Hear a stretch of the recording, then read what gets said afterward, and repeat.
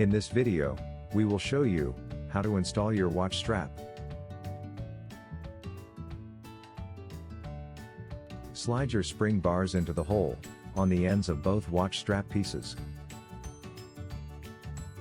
Push them all the way in so they are centered inside the strap. Lay watch face down on cloth. Install the buckle side strap on the top of the watch, at 12 o'clock. Insert one end of the spring bar into the hole on the watch lug. Pick up spring bar tool in other hand. Depress the other end of the spring bar by applying pressure with the tool towards the strap and away from the watch case.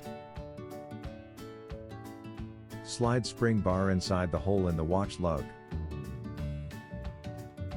Make sure both ends of the spring bar securely snap into their holes.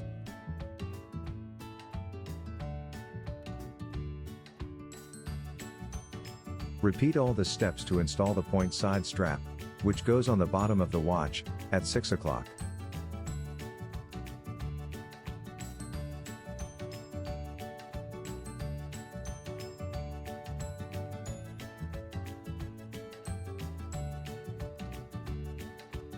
You're all done.